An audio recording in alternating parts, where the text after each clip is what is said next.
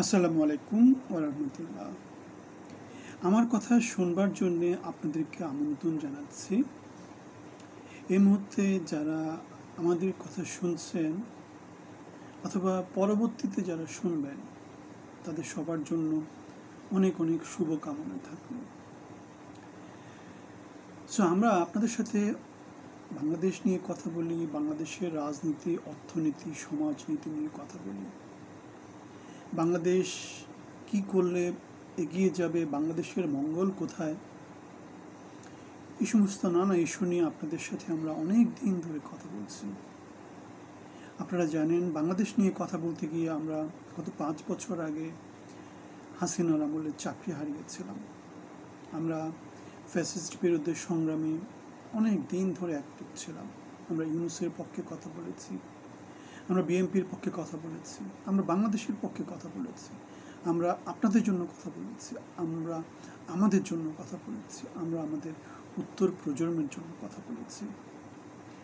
আমাদের কথা বলা কখনো থামানো যাবে না, কারণ আপনি যদি সমাজের অন্যায় অনাচার, সমাজের যেই পঙ্কিলতা, সমাজের যে কদর্যতা, সেগুলোর বিরুদ্ধে যদি আপনি কথা না বলেন, অন্য কেউ কথা বলতে সাহস পাবে না।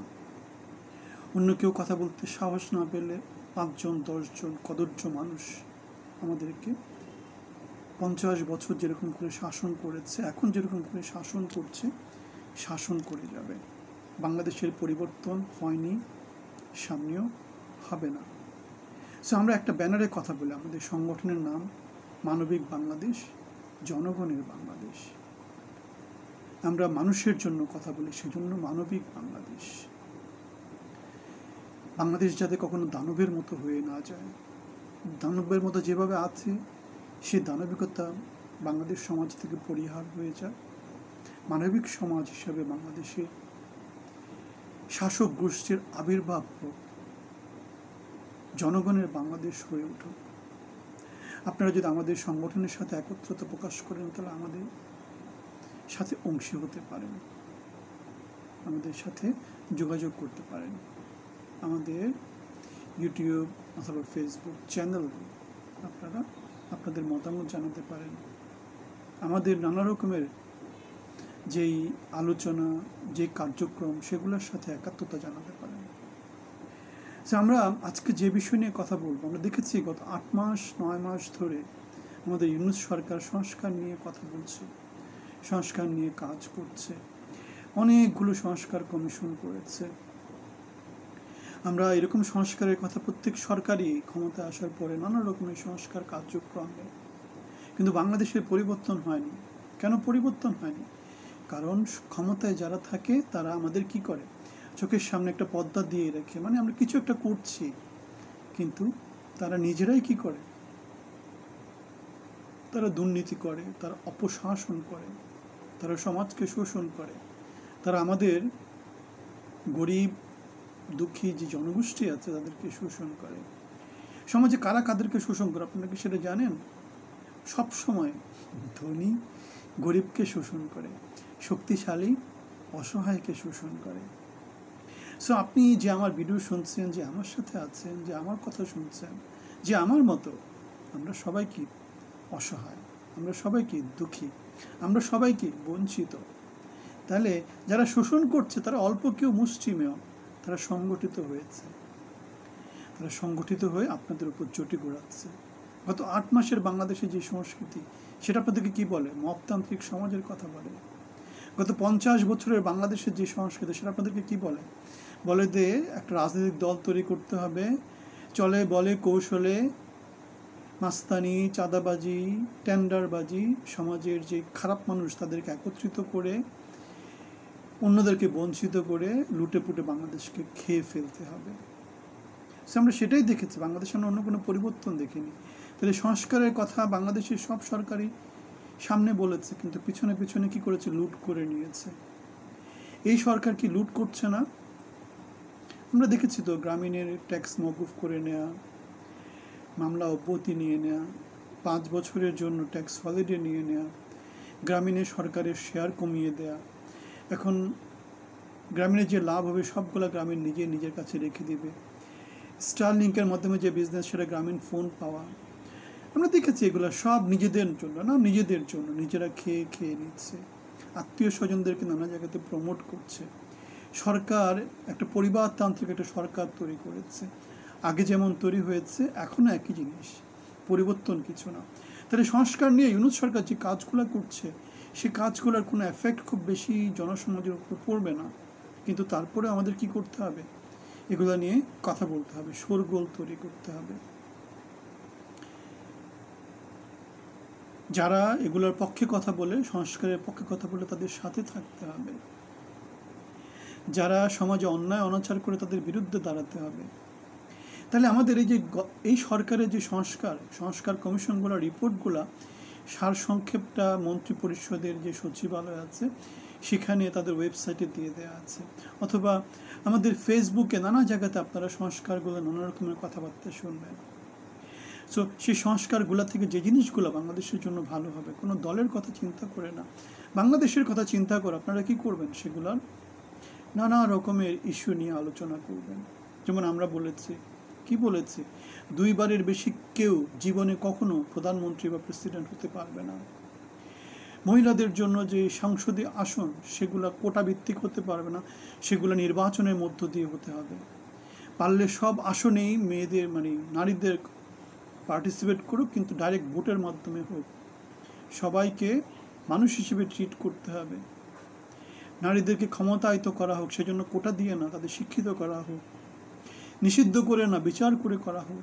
কোনো রাজনৈতিক দলকে নিষিদ্ধ করে খেলা যাবে না। কি করতে হবে, বিচার করতে হবে, বিচার বিভাগকে পৃথক করতে হবে।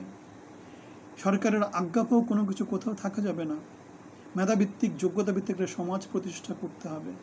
নির্বাচন কমিশন, সরকারি কর্ম কমিশন, দুর্নীতি দমন কমিশন, যা যা কিছু আছে সব কিছুকে সরকারের হাত থেকে মুক্ত করে দিতে হবে। সেখানে জনগণের ভয়েসকে শোনাতে হবে। ভোটের মাধ্যমে নির্বাচিত করতে হবে। যারা নেতৃস্থানীয়, তাদের ভোটের মাধ্যমে নির্ধারিত হতে হবে। দলগুলোতে গণতান্ত্রিক ব্যবস্থা প্রতিষ্ঠা করতে হবে।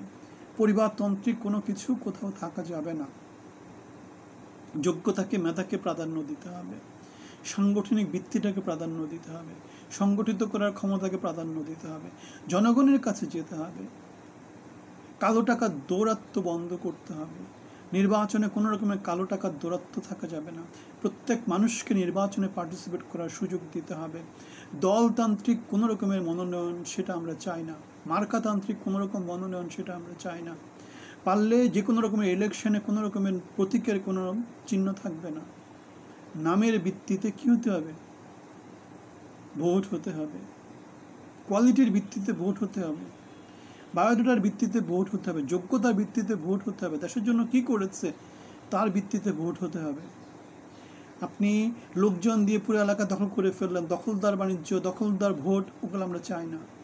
আমরা চাই বাংলাদেশে মানবিকতা প্রতিষ্ঠিত হোক, বাংলাদেশে গণতন্ত্র প্রতিষ্ঠিত হোক, বাংলাদেশে জনগণের ভয়েস শোনা যাক, বাংলাদেশ এগিয়ে যাক। কে একজন কথা বলল, তাকে পীর মানার কোনো কারণ নাই। সবাই গিরগিটি, সবাই গিরগিটি। সরকারের প্রধান থেকে শুরু করে যত উপদেষ্টা আছে কম বেশি সবাই গিরগিটি।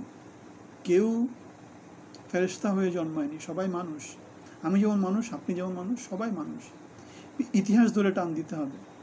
ইতিহাসে সবার পিছনে কি আছে, শিয়াল শকুনের গল্প আছে। বাংলাদেশকে নিয়ে কে কী করেছে সেটাকে আমাদের মূল্যায়ন করতে হবে, এবং সেটাকে দেখে আমাদেরকে তাদেরকে ক্ষমতায়িত করতে হবে। কাউকে ফ্যাসিস্ট হওয়া যাবে না। সবার ক্ষমতার হাতকে কী করে দিতে হবে, ছোট করে দিতে হবে। ক্ষমতার হাতকে লম্বা করা যাবে না। ক্ষমতার হাত লম্বা হলে আমরা দেখেছি কি হয়, ফ্যাসিজম কায়েম হয়। গত 50-55 বছর ধরে বাংলাদেশ ওই একই সংস্কৃতিতে হাঁটছে, ভিন্ন কিছু বাংলাদেশ পায়নি। সামনে কেউ ফেরেশতা হয়ে আসবে সেই আশা আমরা করি না। সুতরাং আমরা চাই বাংলাদেশে বিএনপি থাকবে, বাংলাদেশে আওয়ামী লীগ থাকবে, বাংলাদেশে জামায়াত থাকবে, বাংলাদেশে জাতীয় পার্টি থাকবে, বাংলাদেশে ন্যাশনাল সিটিজেন পার্টি থাকবে, বাংলাদেশে গণ অধিকার পরিষদ থাকবে, বাংলাদেশে রাষ্ট্র সংস্কার থাকবে, বাংলাদেশে গণতন্ত্র মঞ্চ থাকবে, বাংলাদেশে আমি, আপনি, আমরা সবাই থাকব। সবার ভয়েসটা শুনতে হবে। শুধুমাত্র 5-6 জন মিলে বাংলাদেশকে লুটে পুটে খেয়ে দিবে, সেই জিনিসটা আমরা বাংলাদেশে আর হতে দিতে চাই না। আপনারা যদি আমাদের সাথে দ্বিমত পোষণ করেন সেটা আমাদেরকে জানাবেন, আর যদি ঐক্যমত পোষণ করেন তাহলে আমাদের সাথে থাকবেন, আমাদের যে কথাগুলো সেগুলো প্রচার করবেন। আজকে হোক, আপনি 10 দিন পরে হোক, 10 মাস পরে হোক, আমরা এমন কোনো কথা বলছি না যে কথাগুলো বাংলাদেশের বিরুদ্ধে যাচ্ছে, যেই কথাগুলো আপনার বিরুদ্ধে যাচ্ছে, যে কথাগুলো আমার বিরুদ্ধে যাচ্ছে। আমি এবং আপনি, আমরা মিলেই বাংলাদেশ। আমরা চাই না শোষিত হতে, আমরা চাই না বাংলাদেশের লোকজন কি হোক, অন্যের হাতে বঞ্চিত হোক, বাংলাদেশের হাতে বঞ্চিত হোক। কারণ আমরা দেখেছি বঞ্চনার সংস্কৃতি, আমরা দেখেছি যে বাম রাজনীতি করে সে ডানকে দেখতে পারে না, যে বিএনপি করে সে আওয়ামী লীগকে দেখতে পারে না, যে আওয়ামী লীগ করে সে বিএনপিকে দেখতে পারে না। কিন্তু বাংলাদেশ একটা ছোট কমিউনিটি, এখানে সবাইকে মিলেজুলে আমাদের থাকতে হবে। সুতরাং নিষিদ্ধ খেলা, বঞ্চিত খেলা, এগুলো চলবে না।